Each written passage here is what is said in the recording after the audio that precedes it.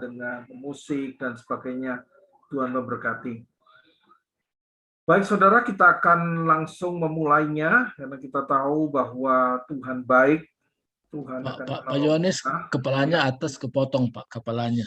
Oh iya. Ya, Terima kasih, gitu. Pak. Terima kasih. Excellent in Ministry part kedua ya, saudara. Saudara, kemarin ada yang di SMS mungkin ya kasih pesan untuk minta pelajaran ini lebih dibikin sistematis. Cuman dalam mengajar saya nggak bisa konsentrasi untuk membaca setiap pesan, saudara. Nah, itu baik sekali dan saya juga memang merasa sayang banget kalau memang pengajaran ini tidak dibuat sistematis yang sangat-sangat membuat orang mudah untuk ditangkap, mengerti kalau kita hanya lewat begitu saja. Karena ini satu dasar, di mana dasar ini sangat penting buat kita melayani domba-domba yang Tuhan percayakan buat kita, saudara. Banyak gereja, banyak pelayanan akhirnya hancur, ya.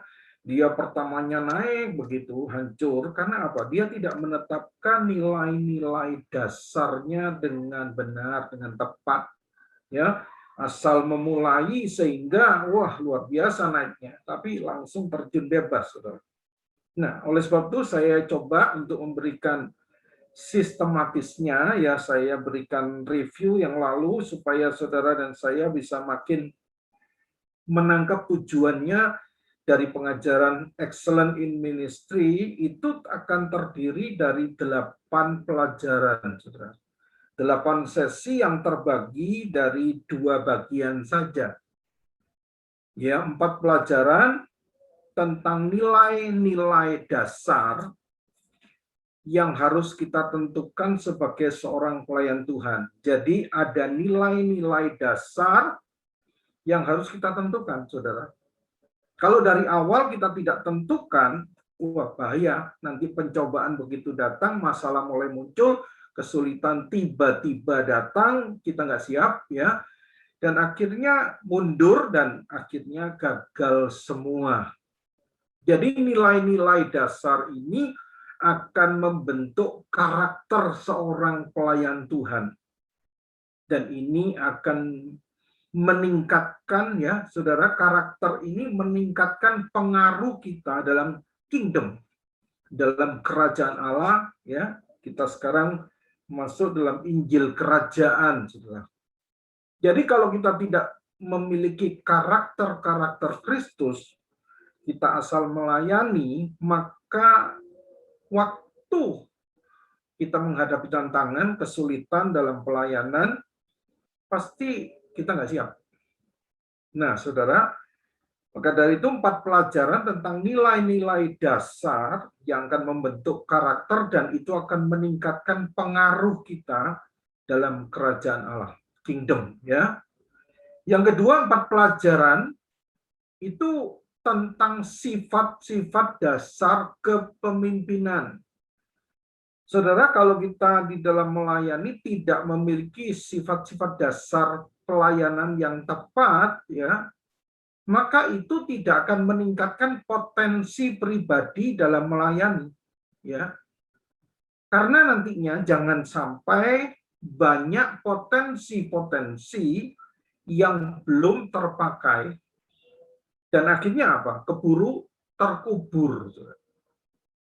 Jadi saudara, jangan saudara merasa atau saudara kira nanti waktu kita di hadapan Tuhan nggak ada air mata. Ada, saudara. Ya, kalau saudara nanti baca di Wahyu 7, 15, 17, Wahyu 21 ayat 4, Tuhan menghapus air mata. Kenapa, saudaraku? Saudara sadar bahwa banyak potensi yang belum terpakai sampai habis.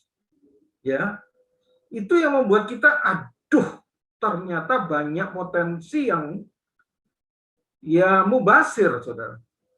Nah, itu sebabnya Tuhan akan hapus air mata itu dan Tuhan akan ganti dengan air mata sukacita. Makanya dikatakan kau ubah rataku jadi tarian.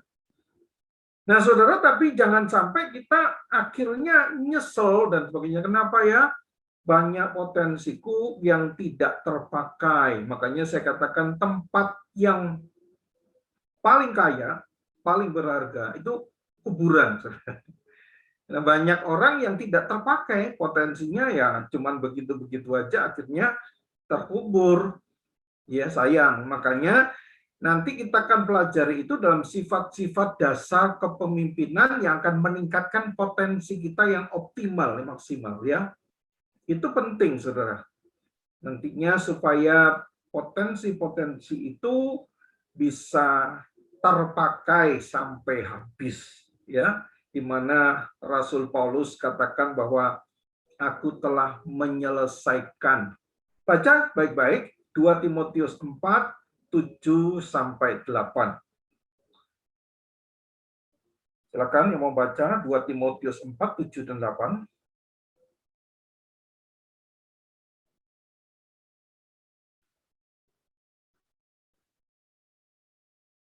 Silakan. Oke. 2 Timotius 4 ayat 7 dan 8. Aku telah mengakhiri pertandingan yang baik. Aku telah mencapai garis akhir dan aku telah memelihara iman. Ayat 8. Sekarang telah tersedia bagiku mahkota kebenaran yang akan dikaruniakan kepadaku oleh Tuhan, Hakim yang adil pada harinya.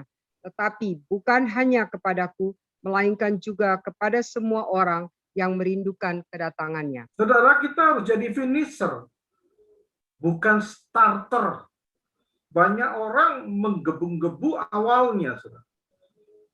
Jujur deh, ya kalau mau kita data di grup Kingdom, ya, ini kecil-kecilan aja datanya ya. Saudara, berapa banyak yang nggak tahan, saudaraku? Ya akhirnya apa? Nggak tahu. Mundur, saya sebut muntaber, apa? Mundur tanpa berita. Ini terjadi, saudara. Nah, saudara, ketekunan di Alkitab itu tidak bicara setengah matang, saudara. Harus sampai selesai. Ya, itu pentingnya orang yang tekun akan memerintah bersama Kristus. Di kerajaannya, itu janji Tuhan. Nah, sebab itu penting sekali dua hal ini. Nilai-nilai dasar yang membentuk karakter ini kita betul-betul pegang, kita tentukan sungguh-sungguh, supaya ketika tantangan pencobaan masalah datang, kita nggak mundur, kita tahu tujuannya kemana. Ya. Yang kedua, saudaraku, sifat-sifat dasar kepemimpinan. Supaya saudara menyadari sungguh-sungguh, oh begini mengembangkan, aku punya talenta dan sebagainya. Saudara, Yesus pun lakukan itu, Yohanes 4:34. Coba saudara baca, Yohanes 4 ayat 34. Yohanes 4 ayat 34. Kata Yesus kepada mereka, makananku ialah melakukan kehendak Dia yang mengutus aku dan menyelesaikan pekerjaannya. Menyelesaikan, 17 ayat 4. Yohanes 17 ayat 4. 17 ayat 4. Yohanes 17 ayat 4. Aku telah mempermuliakan engkau di bumi dengan jalan menyelesaikan pekerjaan yang engkau berikan kepadaku untuk melakukannya. Saudara, menyelesaikan. Sekali lagi ingat baik-baik ya.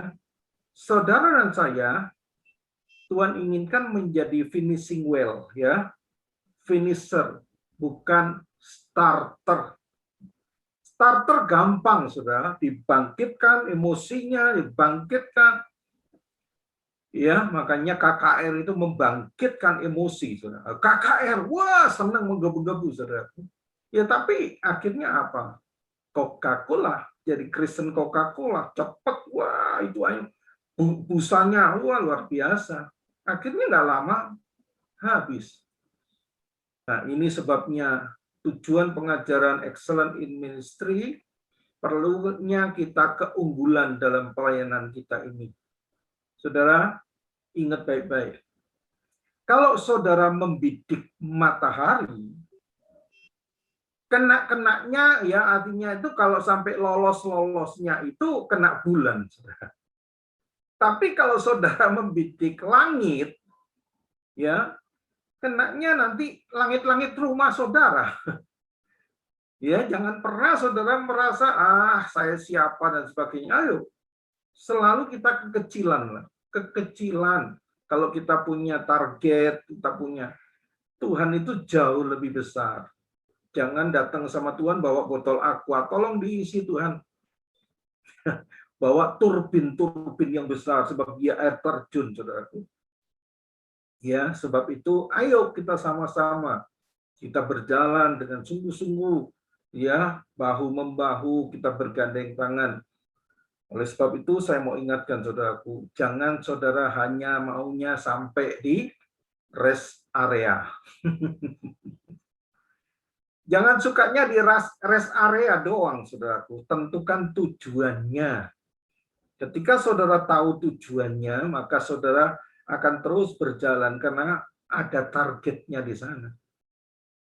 Ya, maka dari itu saudaraku, pastikan saudara mengikuti Zoom ini dari sesi demi sesi, jangan bolong-bolong karena setiap sesi akan berkaitan dan kita akan bahas dua hal ini penting sekali ya. Saudara, pelajaran pertama adalah nilai-nilai dasar yang akan membentuk karakter kita, yaitu karakter Kristus.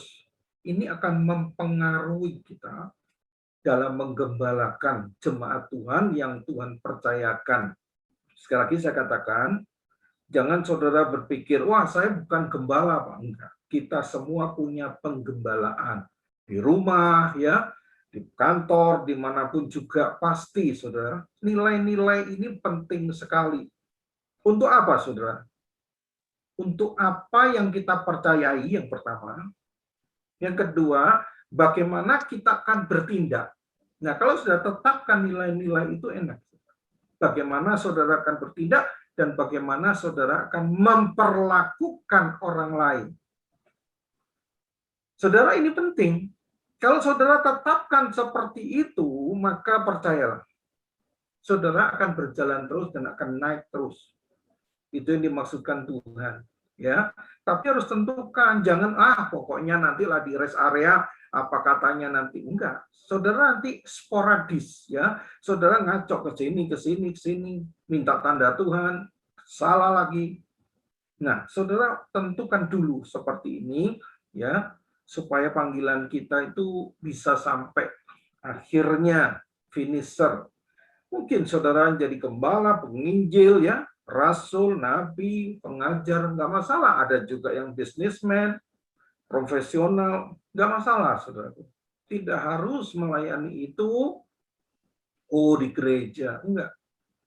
Saudara baca di Efesus pasal 6 jelas kita sudah katakan bahwa di situ pasti ada orang-orang yang bekerja di sekuler di situ untuk domba memenangkan domba, saudara. Dia jangan paksa gembala memenangkan domba. Gembala bukan menghasilkan domba, sudah salah. Domba menghasilkan domba. Nah, nanti digembalakan. Ya, saudara, gereja harus isinya adalah 5 jawatan ini yang untuk memperlengkapi mereka, mengajar mereka sampai dewasa. Ya, jangan paksa, wah itu tugas Pak Gembala aja, salah, saudaraku. Ya, kita semua boleh menyandang predikat seorang hamba Kristus kalau saudara sungguh-sungguh. Mau saudara supir Gojek, mau saudara tukang sayur, di mana kita semua sama, orang-orang sudah dimerdekakan. Cuman beda fungsi. Hanya beda fungsi, saudara. Jadi saudara jangan melecehkan, lu cuman tukang Gojek, lu cuman tukang sayur, lu pembantu rumah tangga. Jangan main-main, saudaraku.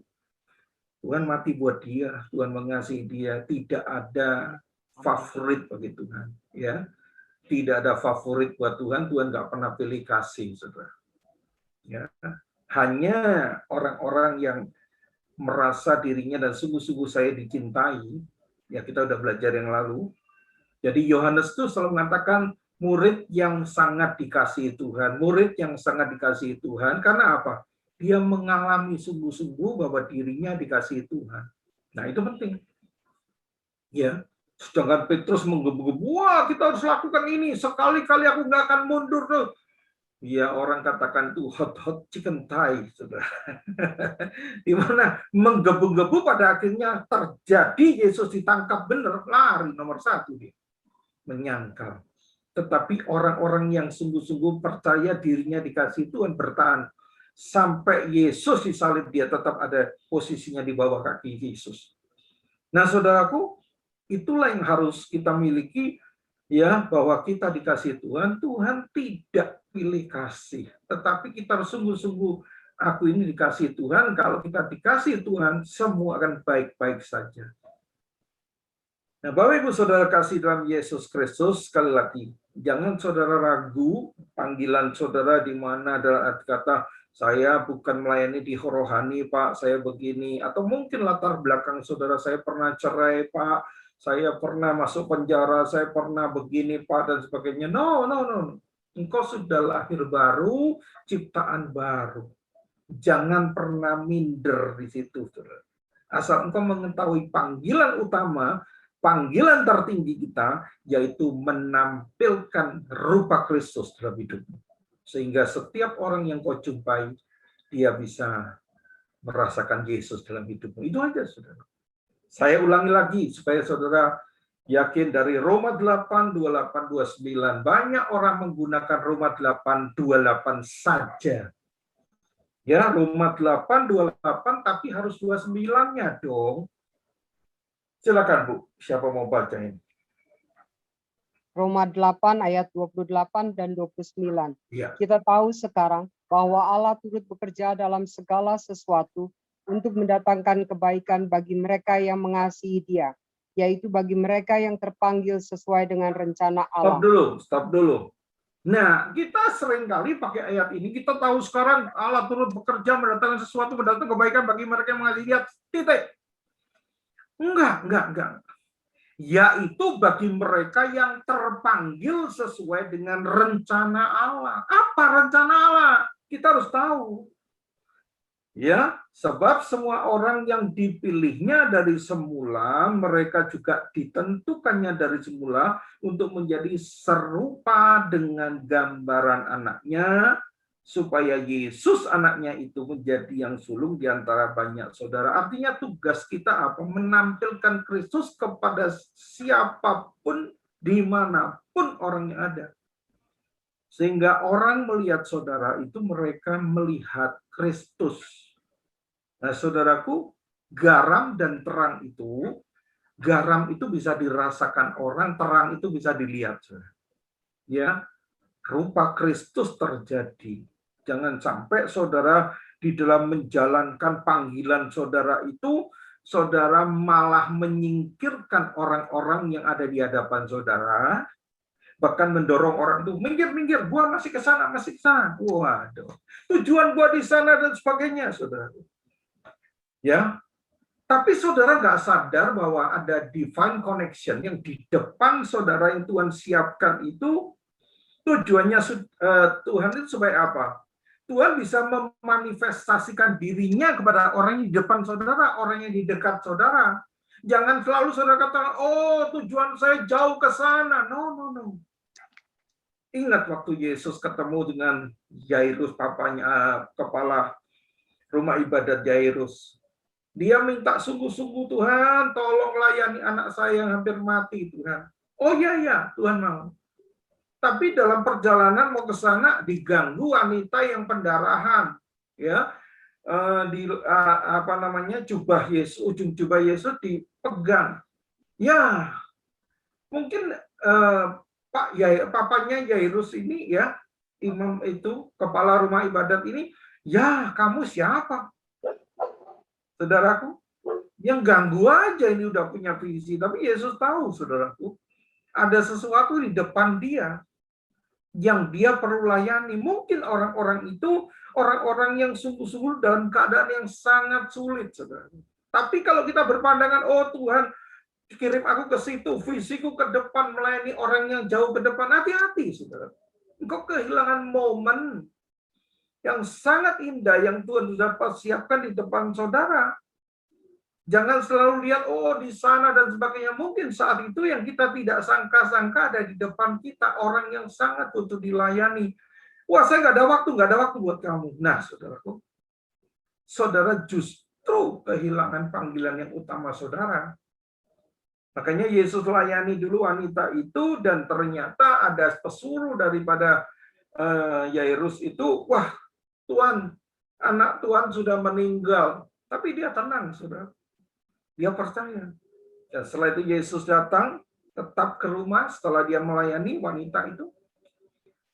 Dan akhirnya anaknya sudah meninggal, tetapi Yesus di sana diketahui orang, nggak apa-apa. Dan akhirnya anak itu dibangkitkan kembali, saudara. Makanya jangan saudara merasa bahwa, oh harus di sana, yang gede dan sebagainya. Enggak, kadang-kadang ketemu sama orang yang saudara tidak pikirkan orang itu, dan orang itu membutuhkan pertolongan, membutuhkan pelayanan saudara dan sebagainya. Jangan ngukur juga, wah ini harus dilayani Pak Yohanes, ini harus dilayani Pak Irwan, ini harus dilayani Pak Subakti. Enggak. Ya, saudara, kadang-kadang kita mengukur diri kita itu begini ya, saya masa pengalaman Pak, bawain firman, saya nggak bisa kasih firman Pak, saya bukan bakat saya mengkonseling orang dan sebagainya. Pasti itu Pak Yohanes lebih hebat kalau orang ini ketemu Pak Yohanes. No. Saya pernah, saudaraku, berdoa sama Tuhan seperti itu. Ya karena apa? Ada orang punya hutang, masalah hutang 700 juta, mau konseling sama saya. Saya ngomong sama orang itu, Pak, maaf saya kurang pengalaman di situ, Pak. Kalau sudah 700 juta pada zaman itu, saudaraku, nah saya manggil pemimpin rohani saya, yang dia sudah kapasitasnya gede dan sebagainya, ya orang hamba Tuhan cukup besar. Saya pertemukan dengan hamba Tuhan cukup besar itu, dan ternyata waktu mereka konseling ribut, saudara. Malah ribut, saudara. Nah, saya tanya, kenapa Tuhan seperti itu? Kan dia lebih hebat dari saya, dia lebih pintar, dia lebih menguasai firman, lebih hebat dari saya, Tuhan. Lalu waktu saya berdoa, sepertinya Tuhan ngomong gini, ya memang dia lebih hebat, tapi kali ini aku pakai kamu. Waduh, saya kaget, saudara. Iya, memang dia lebih hebat, tapi kali ini gue nggak pakai dia, pakai lu, katanya gitu. Aduh, makanya ribut, saudara. Ya kadang-kadang kita menganggap ya siapa saya, pasti dia lebih mumpuni, dia lebih hebat dan sebagainya. No. Sederhana. Ya, keledai aja Tuhan pakai kok. Jangan sampai saudara merasa bahwa wah ini bukan saya, bukan kapasitas saya dan sebagainya. Emang kalau kapasitas kita bisa lakukan, terus kita tepuk dada, nih gua ini. Kalau gua yang ngomong pasti hebat. No. Jangan, saudaraku. Tuhan sangat mengasihi orang itu. Dan Tuhan percayakan pada kita, yaitu pada waktu itu dia rindu memanifestasikan dirinya melalui kita, saudara. Ya, jangan kau lewati, malah engkau singkirkan, kau injak dia dan sebagainya. Gua mesti lebih hebat ke situ, gua mesti ke situ. No. Nah, makanya tentukan, saudaraku. Tentukan dulu nilai-nilai dasar. Ini akan menolong saudara tetap memelihara tujuan kita. Ya, supaya sungguh-sungguh kita sanggup, kita bisa memanifestasikan rupa Kristus kepada orang-orang yang kita temui, agar mereka mengalami kebaikan Tuhan melalui kita, saudaraku. Itu yang namakan making life better. Nah, ayo masing-masing kita coba introspeksi, saudaraku. Apakah orang-orang yang pernah ketemu sama kita, itu dia sempat bicara jujur, entah lewat orang lain, saudara dengar, atau lewat dia ngomong sendiri, saudaraku. Apakah dia merasa hidupnya lebih baik setelah ketemu saudara? Ataukah ya ampun, tahu gitu nggak mau gua ketemu sama Pak Irwan, misalkan begitu. Ataukah sejak gua ketemu Pak Irwan, aduh, aku merasa sukacita, aku hidupku diberkati, ada sesuatu yang aku dapatkan. Itu hidup berdampak, saudara. Itu hidup jadi berkat. Makanya Matius 5:16 dikatakan apa di situ? Mari baca Matius 5:16. Matius 5 ayat 16. Demikianlah hendaknya terangmu bercahaya di depan orang, supaya mereka melihat perbuatanmu yang baik dan memuliakan Bapamu yang di sorga. Saudara, perbuatan itu dilihat sama orang, ya, supaya mereka melihat perbuatanmu yang baik dan memuliakan Bapamu yang di sorga. Tuhan ingin seperti itu melewati hidup kita. orang lain dibikin making life better, orang lain lebih baik hidupnya. Ya seneng nggak saudara kalau saudara ngomong gini, sejak gue ketemu Pak Irwan ya dan sebagainya, atau mungkin anakku setelah ketemu sama Pak Irwan, atau suamiku setelah kumpul sama Pak Irwan, kok jadi berubah ya di rumah. Nah, bukan untuk tepuk dada kita, wah gue hebat Irwan, ya Yohanes, enggak, saudara. Untuk mempermuliakan Tuhan. Inilah harus target kita sebagai pelayan-pelayan Tuhan yang bisa dipercayai. Ya, saudara lihat 1 Korintus 4 ayat 2, di sana dikatakan apa? 1 Korintus 4 ayat 2, yang akhirnya dituntut dari pelayan-pelayan yang demikian ialah bahwa mereka ternyata dapat dipercayai. Dapat dipercayai enggak kita? Dengan domba-domba, kawanan domba-domba, jangan sampai seperti gembala-gembala yang jahat yang kita sudah belajar yang lalu. Di mana akhirnya diambil alih oleh Tuhan sendiri loh. Ya, gua ambil alih sendiri. Karena dia nggak bisa dipercaya, nggak bisa berfungsi seperti itu. Makanya Mazmur 28 ayat 20, orang-orang yang dapat dipercaya akan mendapat banyak berkat. Ya, nah, itulah saudara, kalau kita setia pada perkara kecil, maka Tuhan berikan tanggung jawab lebih besar lagi. Tapi kalau kita belum menentukan sikap nilai-nilai dasar kita, maka bagaimana Tuhan mempercayai saudara lebih lagi sampai kepenuhan yang Dia inginkan. Engkau terima itu, saudara. Yuk kita belajar. Mulai belajar. Jangan cuma, wah akhir zaman ini, tanda-tanda seperti ini. Jangan cuma itu. Ya, saudara menjadi pelaku firman. Percuma engkau mendengar suara Tuhan, kalau engkau nggak lakukan itu. Ya, banyak orang mengejar, Pak, gimana caranya mendengar suara Tuhan? Lu siap nggak ketika dengar suara Tuhan? Lu lakukan itu. Karena setiap kali kau dengar suara Tuhan, kau menolak itu, makin hari semakin nggak peka, saudara.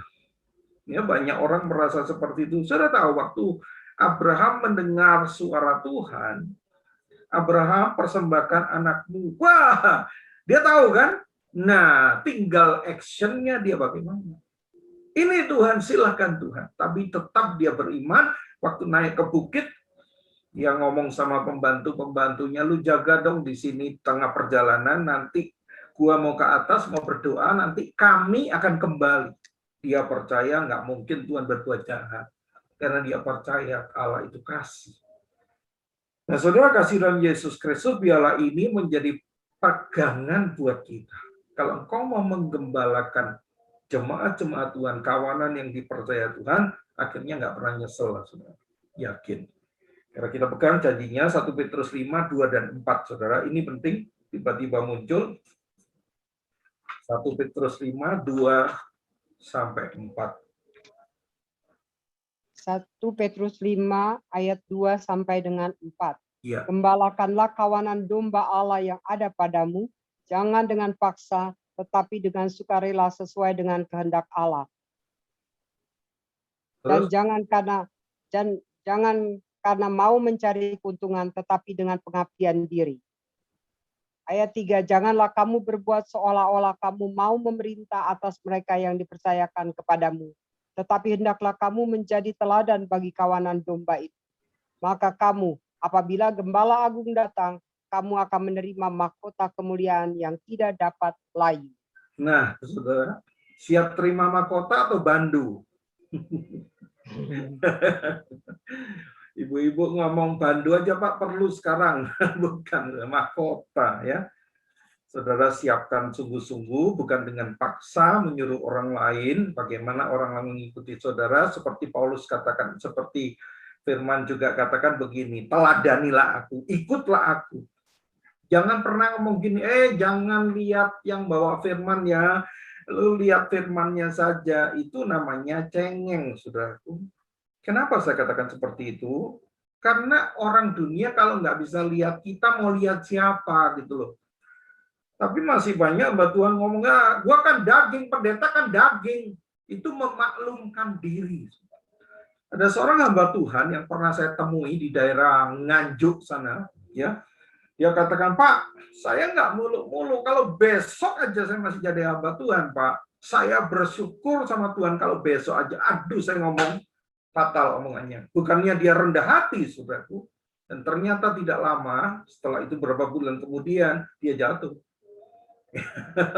Karena dia targetnya begitu, saudara. Ya saya besok aja masih jadi hamba Tuhan. Oh, saya bersyukur, Pak. Saya nggak mikir jauh ke depan. Bahaya, saudara.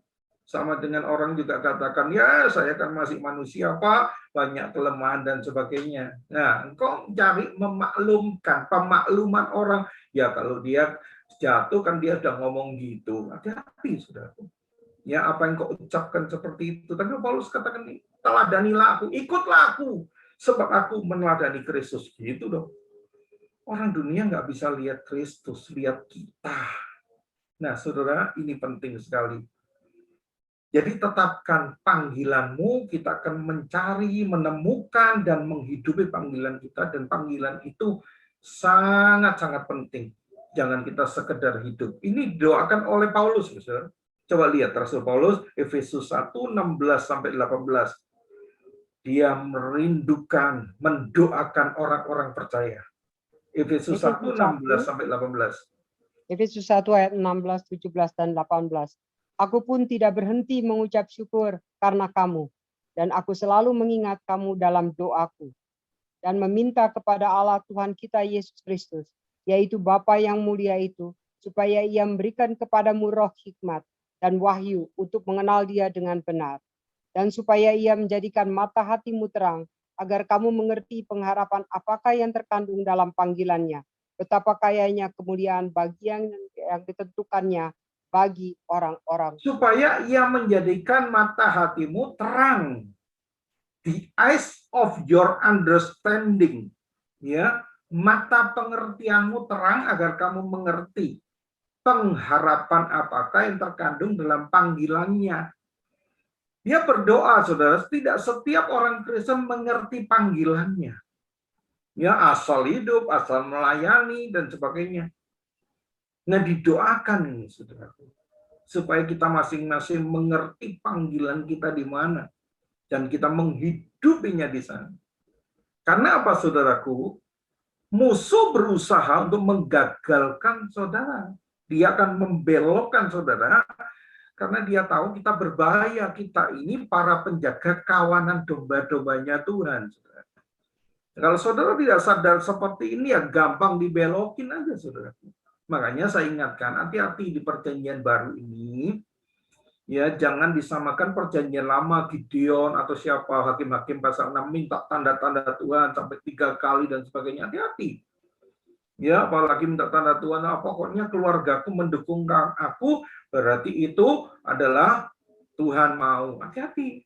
Ya, dikatakan ada orang yang dari seberang, saudaraku, ya, murtadin itu dia datang, wah orang tuanya berang, saudaraku. Wah berarti ini bukan dari Tuhan. Wah gue harus balik lagi, hati-hati. Ya, atau saudara pikir, wah kalau ini niatku baik, pelayanan dan sebagainya, pasti Tuhan akan dukung, Tuhan akan support dan sebagainya. Hati-hati.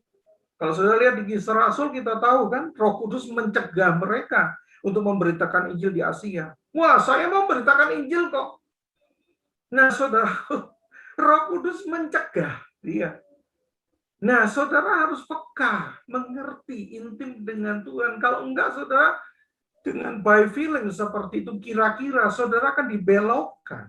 Apalagi banyak orang mengatakan begini, wah, ada satu proyek dan sebagainya. Kalau Tuhan buka jalan, gua akan jalan. Ini pasti Tuhan yang buka jalan. Pertanyaan saya, iblis bisa buka jalan enggak? Bisa, saudaraku. Hati-hati, ya, iblis bisa buka jalan. Jangan-jangan saudaraku, saudara pikir itu Tuhan buka jalan, tapi iblis buka jebakan. Nah, itu sebabnya nilai-nilai dasar ini sangat penting. Bagaimana saudara bertindak, memperlakukan orang lain, melayani orang lain, saudara tepat di situ. Tidak tergoyah. Nah, sekali lagi, karakter atau nilai-nilai dasar ini akan membentuk karakter kita masing-masing.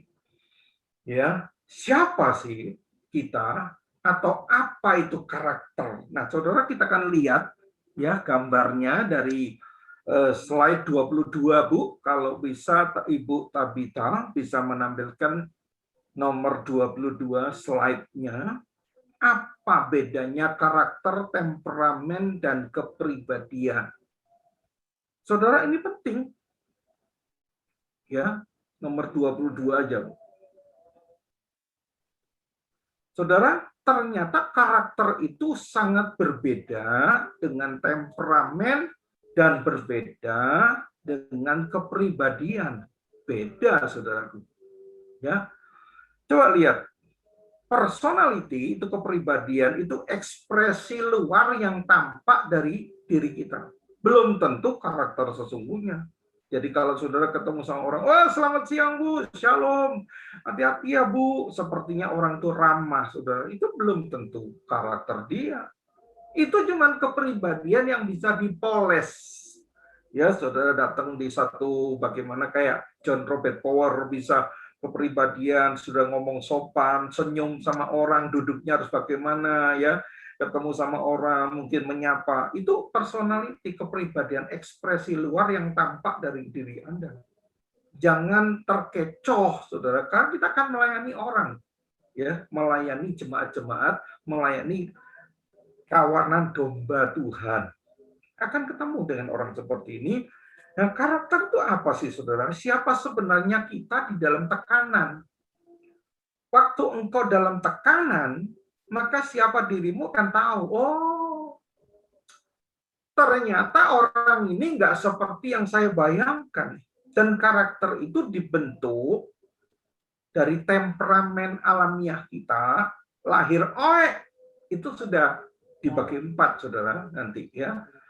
Pengalaman masa kecil, ya, di mana mungkin kita diomongin, si hitam, si bodoh, pengalaman masa kecil, terus pendidikan kita, kepercayaan kita, ya, motivasi, apakah kita di Kamis pimpin pujian lagi di Zoom.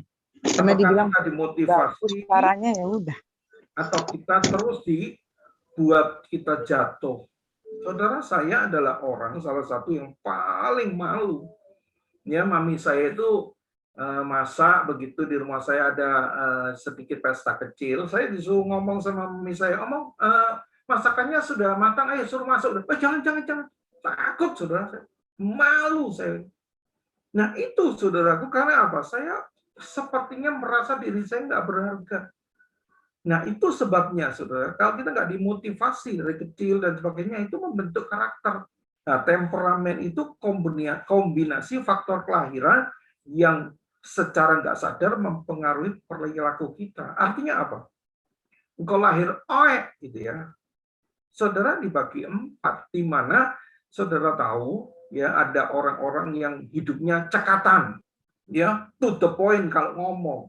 Ada orang yang ya mari, terima kasih Pak, sepertinya dia orang yang nggak berani. Tapi ada orang yang lurus, saudaraku, yang cermat banget. Nah, itulah kita harus mengerti untuk kita melayani orang. Tolong Bu, di slide yang ke-22, ini slide berapa? 22? Yang 22? Oh, udah. Yang 20 aja, Bu. 20, slide ke-20. Saudara, kenapa ini penting, saudara? Ke-20. Nah, saudara, kalau saudara ketemu sama orang, hati-hati. Saudara cuma tahu kepribadian dia yang muncul di situ. Ya. Saudara, itu cuma kelihatannya 5%. Jangan salah, saudaraku. Cuma ketahuan 5% di sini, saudara. Ya. Cuma kecil. Saudara nggak ngerti karakter dia yang sebenarnya bagaimana, temperamen dia bagaimana. Nah, saudara cuma tahu yang kecil, gunung es di mana Titanic itu tertabrak. Kan dia nggak melihat bawahnya. Dikira, oh batu kecil aja kok, ya. Saudara, kalau saudara ketemu sama orang, saudara kan tertabrak. Loh, kok begini orang ini? Ya, loh ternyata Bu Oli itu begini. Ya, Pak Steve itu begini. Nah, kadang-kadang kita lihat cuman personalitinya waktu saudara ketemu Shalom. Sorry Pak, ini semuanya saya cuma contoh-contoh aja ya. Jangan tersinggung. Maksud saya memberitahu saudara seperti itu. Gimana sih ketika engkau mengalami tantangan, engkau ditekan, ya engkau nggak dihargai, atau sebaliknya engkau dimuliakan. engkau hidupmu mapan, engkau jadi pemimpin, engkau jadi gembala, engkau jadi ini. Waduh, belagu nggak? Jadinya nggak gitu, saudaraku. Ya malah buat begitu saudara punya kedudukan yang tinggi, lu nggak tahu gua siapa. Waduh, itu baru karakternya kelihatan aslinya, saudara. Nah, karakter itu harus dikelola, saudaraku. Dikelola. Makanya saudara nanti mengerti, ya. Saudara tahu siapa aku, pasti ada kelebihan, ada kekurangan. Jangan sampai saudara cuma melihat yang 5% itu. Nah, itu yang gambar mobil, tolong. Mobil tadi. Saudara, kalau saudara mengerti di situ, jadi kepribadian itu berbicara adalah kepribadian itu cuman interiornya, saudara. Aksesorisnya. Catnya di metalik, joknya kulit, velg racing, ya, lampunya diganti supaya keren, itu interior. Tetapi karakter itu mesinnya, ya, rangka mesinnya, saudara, karakter itu kecepatannya mau diganti turbo, diganti, itu mesinnya, daya tahannya, ya, mau diganti bisa. Tapi yang namanya temperamen itu kerangka dasarnya nggak bisa dirubah. Ya, kalau saudara orang yang cermat, orang yang cepat maunya nggak bisa dirubah, saudara. Ya, nah, saudara harus mengerti sungguh-sungguh. Kalau kepribadian bisa dipoles, diganti. Nah, jangan lihat, wah mobilnya begini, kok mogok mobil ini. Nah, saudara harus mengerti sungguh-sungguh. Kenapa ini penting, saudaraku? Kenapa penting? Karena, saudara, kekuatan saudara menguasai intra pribadi diri saudara sendiri. Bagaimana engkau mengelola kelemahan-kelemahan kita, baru kita bisa menguasai interpribadi. Bisa menguasai orang lain, bisa melayani orang lain dengan kekuatan adaptasi. Engkau bisa adaptasi. Jadi seringkali, lu nggak kayak gua sih, dan sebagainya. Nggak bisa. Yesus katakan, aku datang untuk melayani. Bukan dilayani, saudara. Gua orangnya kayak gini, gua cospleng, cosplus. Kalau ngomong gua ya seperti ini, terima aja gua. Nah, kenapa lu nggak rubah dong? Iya kan, kadang-kadang kan kita ngomong gini, saya orangnya belak-belakan seperti ini loh, jangan kaget loh sama saya. Ya, harus jangan minta dikasihani dimaklumin orang. Kita harus belajar memaklumi orang, saudaraku. Karena kita pelayan. Nah, sekali lagi saya nggak bosan-bosannya, saya tetap tayangkan seperti ini. Jangan selalu kita itu maunya seperti ini. Ya, pemimpin, gua harus dilayani. Enggak, saudaraku, justru kita harus melayani kepemimpinan. Siapa terbesar, dia harus jadi terkecil. Ya, enggak ada kesalahan anak buah itu enggak dipikul oleh dia. Nah, itulah sebabnya kita penting sekali untuk mengerti. Kalau saudara tidak bisa menundukkan dirimu sendiri, nggak bisa mengelola diri kita sendiri, mana bisa nggak mengelola orang lain ya? Saudara tetap katakan begitu. Gua orangnya gini, lu mau terima sama gua atau enggak, terserah lu. Itu bukan pelayan, saudaraku. Itu bos. Nah, saudara, ingat baik-baik. Kita belajar. Kita harus mengerti sungguh-sungguh, ya, siapa kita. Kita seperti Kristus yang melayani. Yuk kita sedikit belajar dari 23, slide 23, Bu. Ada 4 tipe, ya, ini. Jadi saudaraku, orang yang pegang dunia itu adalah orang yang merah, artinya orang yang dominan driver, ya. Orang ini dia seorang pemimpin, dia seringkali lebih bakat ke pemimpin. Seorang yang mendominasi, kadang-kadang kelihatannya galak, keras orangnya seperti itu. Tapi nggak selalu jelek, saudaraku.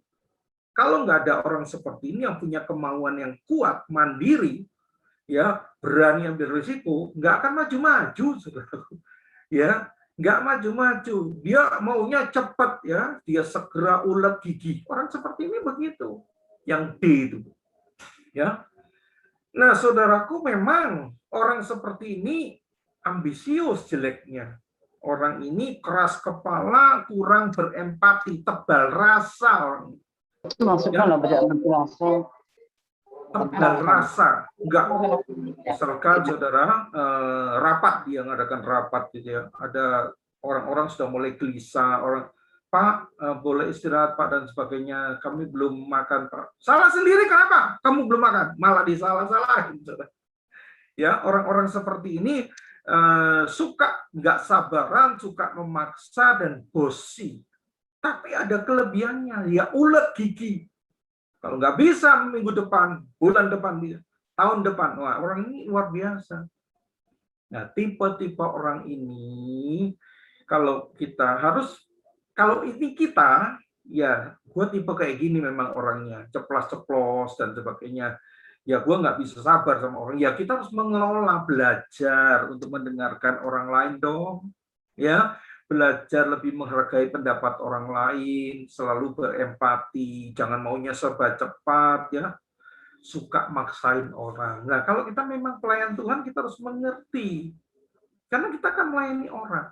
Nah, kalau yang merah, baju merah itu tipe intim, nggak ada lu, nggak rame, sesuatu.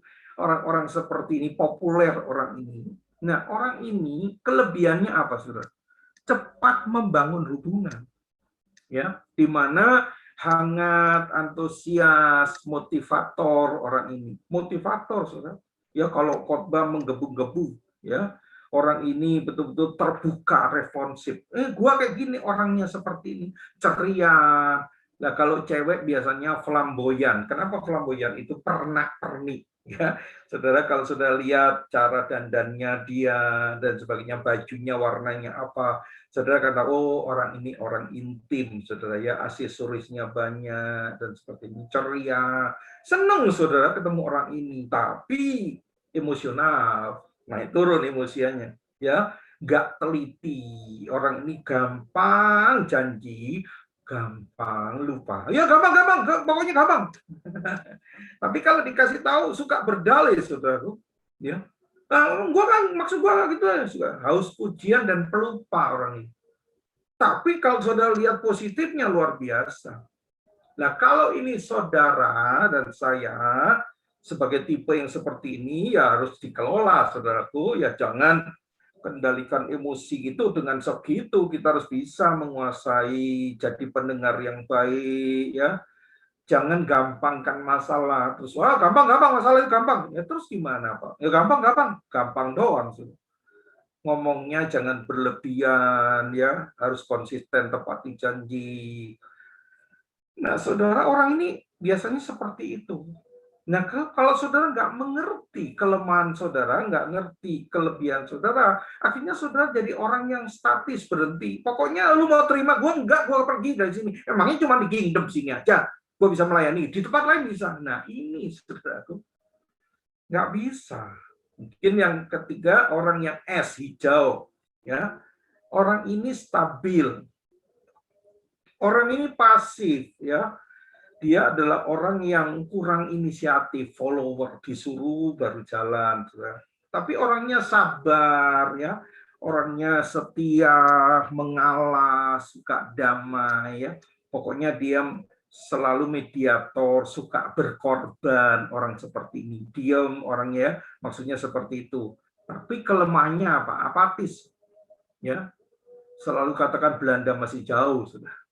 Orang ini ragu-ragu, nggak bisa buat keputusan dan minta ampun lambatnya, sudah. Ya, lambat, puas diri dan dia batasnya siapa sih gue masa bisa. Nah, ada positif, ada negatif, ada kekuatan, ada kelemahan orang ini. Nah, kalau saudara dan saya orang seperti ini, ya kita harus belajar lebih optimis. Jangan selalu kita mengorbankan diri, ya. Jangan terus malu, rasa malu kita berkelebihan, ya. Tingkatkan kecepatan kita. Jangan terlalu sensitif, orang ngomong gini kita pikir terus. Dan orang ini paling nggak bisa ngomong tidak, saudara. Yo ikut yo ini, ya, yo ya.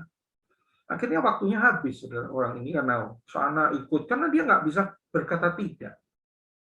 Nah, kalau orang seperti ini kita harus kelola juga gitu. Kalau kita melayani kan juga kita ngerti orangnya. Yang terakhir yang ungu itu orang C, cermat. Orang ini pendiam. Dia suka di belakang meja. Kadang-kadang dianggap sombong, saudara. Orangnya dingin seperti itu. Tapi orang ini teliti, saudara. Kalau dia ada di belakang meja, dia dikasih tugas itu dia detail, saudara. Mau diawasi, nggak diawasi, dia analitis. Betul-betul orang ini tepat, orang ini akurat, orang ini peka sekali, saudara. Berkualitas. Orang-orang seperti ini rajin dan pakaiannya rapi.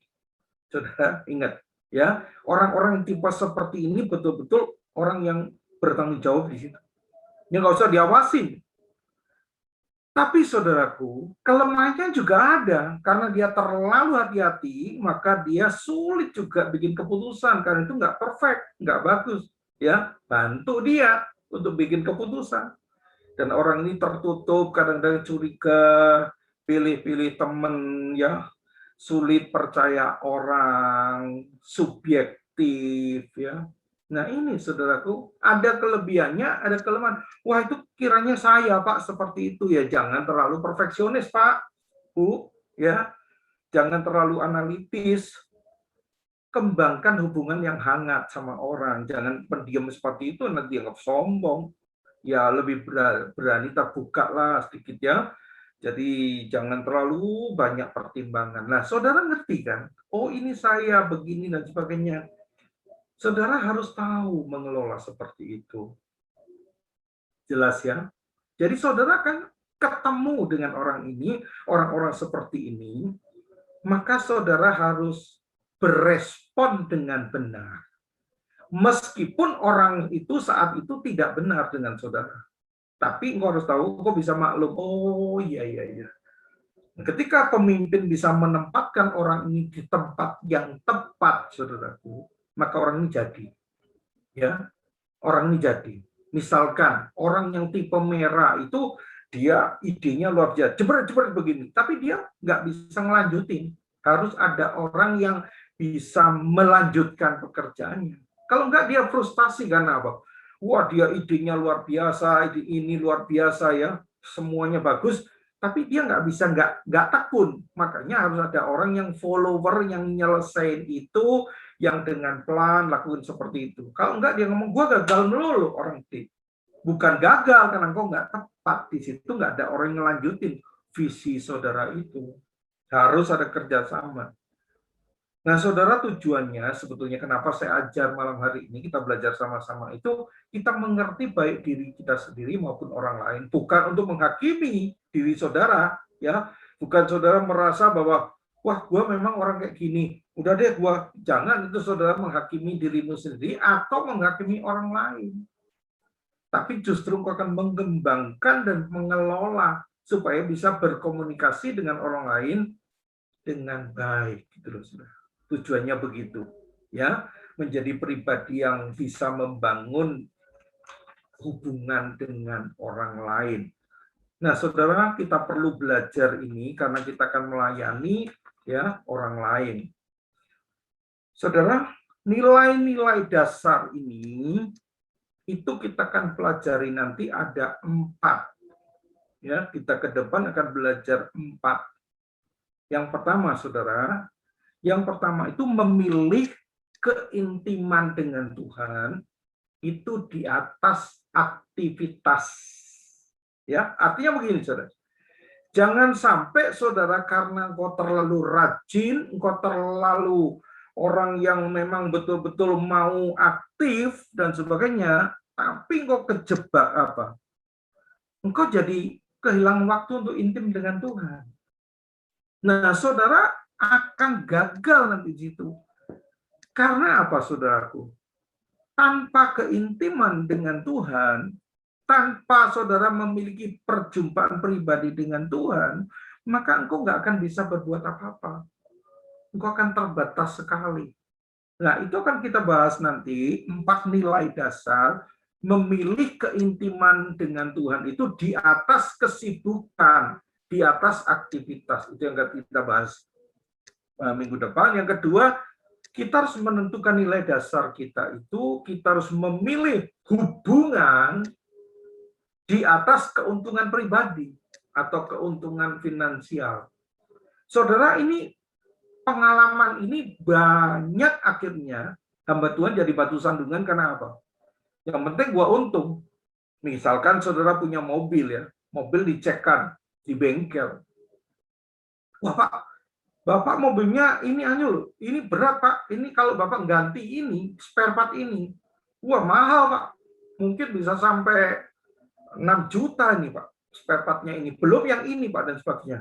Tapi saya bisa ganjel Pak, kasih olinya yang lebih kental dulu, tapi nggak bisa dipakai lama-lama loh Pak, ini akan jebol ini Pak mesinnya, ini rawan mesinnya Bapak. Oh gitu Pak ya, iya. Nah, saudara coba tawarkan dengan orang-orang di gereja, teman-teman. Saudara ngomong nggak ini? Ini masalahnya gini loh mobil gua, lu mau beli nggak? Atau saudara tutupi sengaja. Wah ini nggak apa-apa, lu mau beli nggak mobil gua? Saudara diam, berarti apa? Saudara tidak lebih atas hubungan daripada saudara keuntungan pribadi. Yang penting gua untung. Oh puji Tuhan, sudah diloloskan Tuhan, Tuhan memberkati, sudah laku Tuhan. Saudara membebani orang itu. Nah, ini namanya engkau tidak memilih hubungan di atas keuntungan pribadi. Nah, saudara, yang ketiga nanti kita belajar tentang memilih keluarga di atas kesuksesan. Jangan sampai saudara karena pelayanan, saudara menghancurkan keluarga. Saudara tahu kan? Yang pertama adalah hubungan kita dengan Tuhan. Yang kedua prioritas apa? Ya bisnis kita, keluarga. Yang ketiga adalah mungkin pekerjaan kita, sekolah kita, dan sebagainya. Yang keempat baru pelayanan, saudara. Jadi maksudnya jangan sampai kebalik-balik prioritas hidup kita. Makanya memilih keluarga di atas kesuksesan. Kalau saudara tidak bisa punya keluarga yang baik, ya hubungan keluarga yang baik, mungkin dengan family dan sebagainya, saudaraku, engkau akan kebentur-bentur nanti. Oh itu, lu nggak tahu lu, wah jahatnya minta ampun orang ini. Lu dia hamba Tuhan, iya. Akan kebongkar lah nanti. Satu saat orang akan tahu sih. Dan yang keempat yang kita akan bahas, memilih untuk melayani orang lain di atas kenyamanan dan kemudahan. Ini nilai-nilai ini yang harus kita bangun, saudaraku. Kita tentukan. Karena kalau saudara nggak melayani orang lain lebih prioritas ini di atas kenyamanan dan kemudahan, saudara sebetulnya melayani dirimu sendiri kok. Akhirnya saudara kata, oh orang ini pelayan Tuhan yang bosi, ternyata dia daging gitu ya.